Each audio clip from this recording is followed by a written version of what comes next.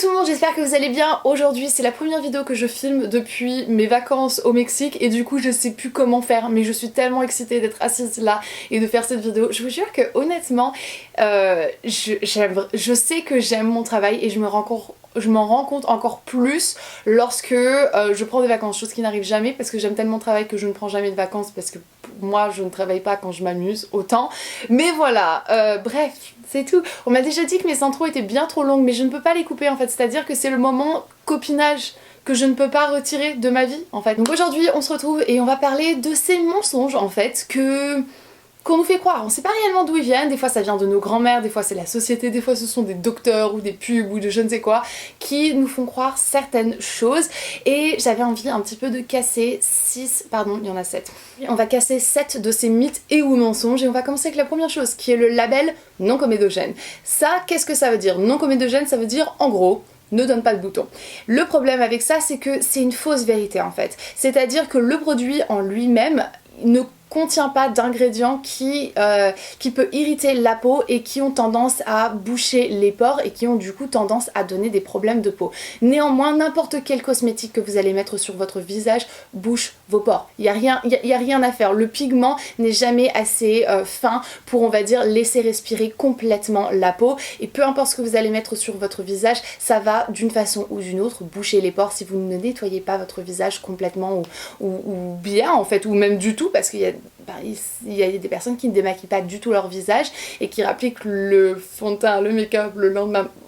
Bref, c'est tellement au-delà du fait que c'est assez écœurant pour moi et que c'est votre tête d'oreiller, j'imagine même pas, mais en fait pour la peau c'est tellement mauvais de pas la laisser respirer. Dès lors, n'importe quel make-up appliqué sur le visage, qu'il soit non comédogène ou pas, s'il n'est pas correctement utilisé et pas correctement nettoyé, il peut quand même donner des boutons.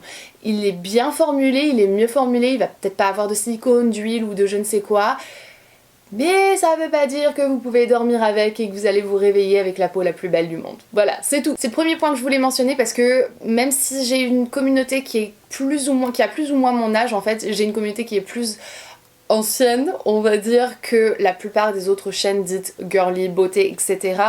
Je sais que j'ai quand même une communauté qui est jeune et qui a besoin de savoir que même si jamais ton fond de teint c'est marqué non comédogène, si tu ne le retires pas correctement, si tu ne laves pas bien proprement ton visage le soir, tu vas quand même avoir des boutons et c'est hyper important. Ça c'est vraiment le truc que j'aurais voulu pouvoir me dire lorsque j'étais jeune, c'est vraiment démaquille-toi, lave-toi le visage, fais bien attention de protéger, crème hydratante, etc.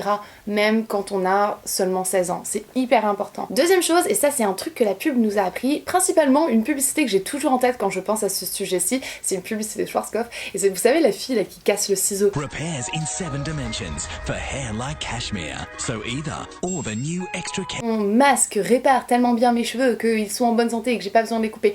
C'est faux, c'est faux. Il n'y a aucun masque, aucun produit qui peut réparer les cheveux. Pourquoi? Parce que en fait vos cheveux sont morts. C'est une fibre morte, c'est une protéine morte et on peut pas réparer quelque chose qui est mort en fait. C'est pas possible. Donc quoi qu'il arrive, si vous avez des fourches, vous pouvez juste pas en fait les réparer avec un produit.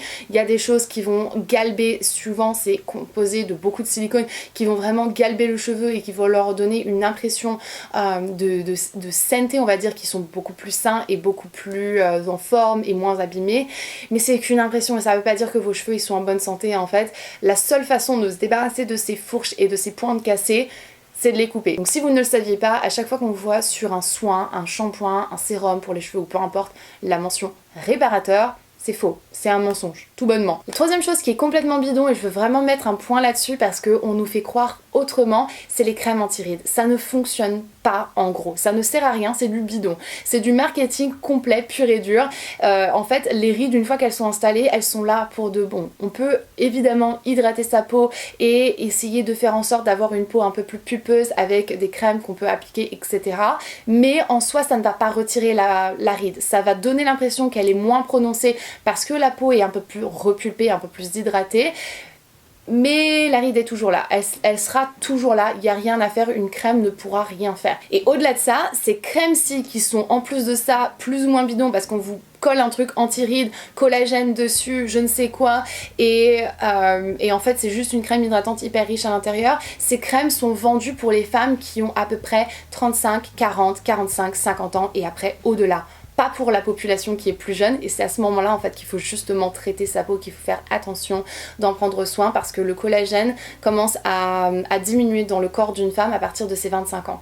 Et du coup après c'est un peu trop tard en fait. C'est bien de prendre soin de sa peau avant et de faire attention, de pas trop s'exposer au soleil, de bien l'hydrater, de bien manger aussi, parce que l'alimentation il fait beaucoup, tout ce qui est alcool et cigarettes. Et je me suis fait une réflexion, et permettez-moi de vous l'exposer, vous pouvez être d'accord ou pas, ce n'est rien, c'est juste une réflexion que je me fais et je me pose un peu la question. C'est qu'en fait j'ai l'impression que c'est beaucoup plus avantageux financièrement pour une marque de vous dire que vous avez besoin d'une crème anti-âge qui va coûter tel prix, plutôt que de vous dire la crème anti-âge ne va pas faire en sorte que vos rides vont diminuer, c'est pas ça qui va vous aider, vous allez en acheter tous les mois, tous les 2 mois, tous les 3 mois, je ne sais pas, jusqu'à la fin de votre vie. Je me suis fait la réflexion, mais je me demande en fait si c'est pas la crème anti-rides n'a pas été un petit peu inventée justement pour tout simplement vendre, parce qu'elle n'est pas efficace, parce qu'elle va jamais réduire vos rides, parce qu'utiliser une crème hydratante toute votre vie ferait exactement le même effet qu'utiliser une crème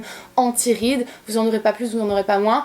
Et je me dis que d'acheter une crème tous les mois, tous les 2 mois, tous les 3 mois revient, enfin j'imagine même pas en fait l'argent que la marque peut se faire comparé à juste tout simplement dire à la femme en fait, si tu veux pas avoir de rides, il y a des choses que tu peux faire, comme ne pas t'exposer au soleil, faire bien attention à ton hygiène de vie, à bien hydrater ta peau lorsque tu es jeune jusque toute ta vie, et au cas où passer par la case dermatologue, chirurgien pour faire tout ce qui est injection.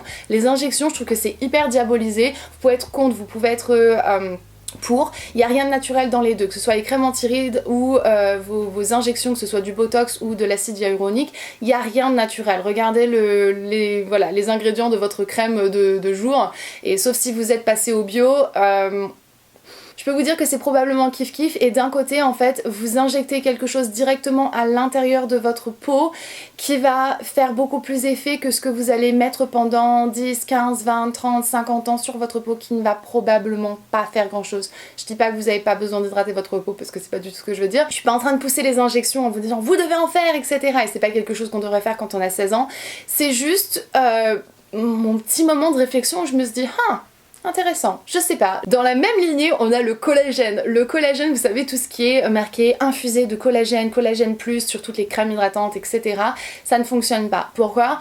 Parce qu'en fait, le collagène, c'est quelque chose qui est créé dans l'organisme même pour... c'est ce qui donne l'élasticité de la peau, en fait, c'est ce qui donne le côté beaucoup plus pulpeux à la peau, et du coup beaucoup plus jeune. Et à partir des 25 ans, comme je vous l'ai dit, on commence à perdre son collagène. C'est à peu près 1 voire 1,5% de collagène par an, et en moyenne lorsqu'on arrive à la ménopause, lorsqu'une femme arrive à sa ménopause, elle a pratiquement perdu 50% du collagène de toute sa peau. Mais on peut pas le rappliquer de l'extérieur en fait. On doit essayer de le préserver à l'intérieur de son corps. Comment est-ce qu'on fait ? En fait c'est tout simple, le collagène se fait grâce aux apports de vitamine C. Faut juste faire attention de bien avoir tous ces apports en vitamine C pour faire en sorte que le collagène continue à bien se produire et essayer de ralentir, on va dire. Mais donc voilà, une fois de plus, c'est beaucoup moins rentable de dire à la population faites attention de bien avoir votre vitamine C en mangeant tout simplement équilibré, ou même si vous avez envie de prendre des compléments alimentaires, si vous n'arrivez pas à avoir l'apport que vous êtes censé avoir, au lieu de vous faire acheter une crème avec du collagène, avec du machin et des bidules, et vous vendre des mille et des monts et des merveilles. Voilà, c'est pas rentable en fait. J'ai vraiment trop chaud, je mets mon pull sur mes épaules, je vous promets je suis pas toute nue, j'ai un bandeau. On va mettre les femmes de côté pendant 5 secondes et on va parler un peu des hommes, parce que je sais qu'on a quand même pas mal de garçons qui sont sur ma chaîne, et je veux absolument vous faire participer, vous montrer que vous faites partie de la chaîne, et que que je pense quand même à vous. J'aimerais bien essayer d'incorporer un petit peu plus de vidéos, plus dédié hommes. Bref, mais le plus gros bobard qu'on a réussi à faire croire aux hommes, c'est qu'ils ont besoin en fait d'une routine soin spéciale for men. Et c'est tellement faux. C'est-à-dire que la peau d'une femme à un homme, elle a besoin exactement des mêmes choses. Elle a besoin d'être hydratée, elle a besoin d'être protégée du soleil, de l'environnement, de la pollution, etc. Il y a du collagène, les besoins sont exactement les mêmes. Mais les prix en fait, quand vous regardez les prix d'un soin pour les hommes et d'un soin pour une femme, ils sont pas la même chose, et souvent les produits pour les hommes sont bourré de parfum pour un peu essayer de faire en sorte de masculiner la chose. Alors, est-ce que c'est un mot masculiner? J'en ai inventé un si c'est le cas. Je vous jure, mon dictionnaire il devient de plus en plus gros. Mais c'est vraiment le truc qu'on a réussi à faire croire aux hommes et à la population, de se dire, ou juste d'attirer en fait l'homme à vouloir prendre soin de lui en se disant mais maintenant j'ai des produits qui sont faits pour moi. Mais en fait tous les produits de soins sont faits pour tout le monde. Une peau c'est une peau, peu importe votre sexe, votre peau a exactement besoin de la même chose que tout le monde entier. Je vais me faire des ennemis moi. On va finir avec 2 mythes qui nous sont vraiment transmis de génération en génération et dans lesquels on croit mais juste à mort. Premièrement, le fait de raser ses poils fait en sorte qu'on va avoir des poils plus épais, plus foncés et on en aura encore plus, donc plus en densité. Et c'est tellement faux. Ça ne pourrait pas juste être plus faux. Pourquoi? Parce qu'en fait, le fait de couper le poil en extérieur, en dessous de la peau, ne change absolument rien à ce qui se passe à l'intérieur de la peau et ce qui se passe au niveau du bulbe.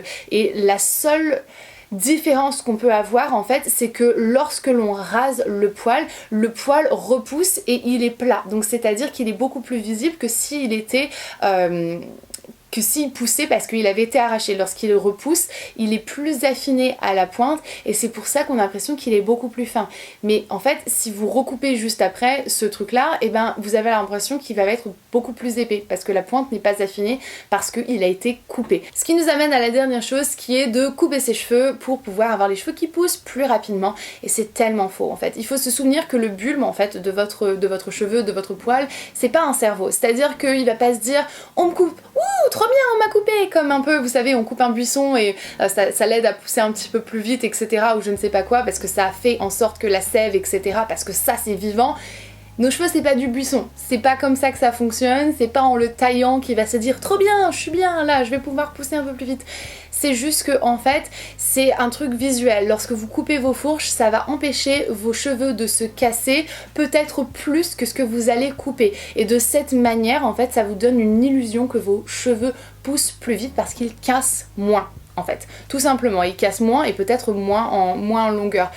Mais couper vos cheveux ne va pas faire en sorte que vos cheveux vont pousser plus rapidement. Pareil que lorsque vous rasez vos jambes, si vous les rasez tous les 2 jours, ça va ne pas pousser plus rapidement, c'est juste pas possible en fait, c'est juste une illusion, ni plus ni moins, et c'est pour ça que tous les coiffeurs insistent tout le temps pour vous dire il faut couper vos pointes, il faut couper vos pointes, il faut couper vos pointes, pas pour que vos cheveux poussent plus rapidement, mais pour qu'ils ne se cassent pas aussi facilement et que vous du coup perdez en longueur à cause des pointes cassées. Donc voilà, ça c'est les 7 choses, les 7 mensonges, les 7 mythes qui sont faux et dans lesquels on croit depuis toujours et qu'on nous a vraiment qu'on a réellement réussi à nous faire croire au fur et à mesure des années, au fur et à mesure des pubs, des je ne sais quoi, etc. Je vais probablement me mettre à dos à max de marques qui sont en train d'essayer de pousser leur crème anti-âge et leur machin et leur bidule à mort. Mais vous savez bien que de toute manière, moi ma chaîne et ce que j'aime le plus faire, c'est de faire en sorte de vous donner un maximum d'informations pour vous faire gagner de l'argent et que vous puissiez avoir les meilleurs résultats que possible, peu importe ce que vous êtes en train de faire ou en train d'essayer de faire. Donc voilà, j'espère en tout cas que cette vidéo vous sera utile, qu'elle vous aura peut-être apporté un peu plus d'informations, que ce soit rien qu'un seul point ou peut-être plus que ça, peut-être que vous connaissiez aucune de ces choses, mais voilà, j'espère que cette vidéo vous aura plu. Moi je vais vous laisser parce que je suis réellement en train de frire et je vous fais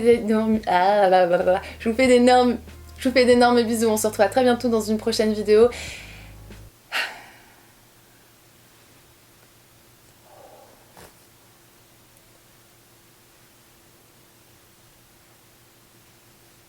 Je suis désolée.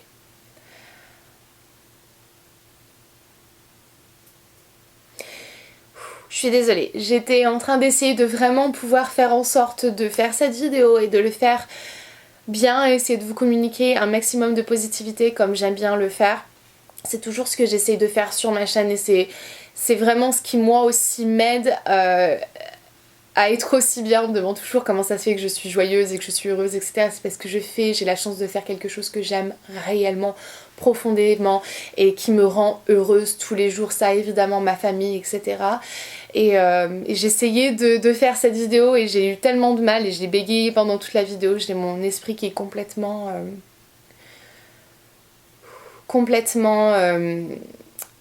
perdu aujourd'hui. Donc voilà, au moment où est-ce que vous allez regarder cette vidéo, je serai probablement au Texas en fait. Mon mari vient de perdre sa grand-mère et c'est une femme que j'aimais énormément, que j'admirais énormément et c'est une grosse perte dans notre famille. Donc voilà, je m'excuse, je voulais pas du tout passer cette vidéo comme ça et c'est quelque chose que j'aurais probablement coupé au montage il y a des années et que j'aurais pris le temps de respirer, de recommencer et de vous redonner la joie et le peps et le machin, mais vous savez bien que depuis cette année je refuse en fait de mettre un fond et de faire style 2 et de vous communiquer quelque chose qui n'est pas vrai. Voilà, je suis humaine et voilà, j'ai le cœur lourd, voilà, j'ai le cœur lourd aujourd'hui et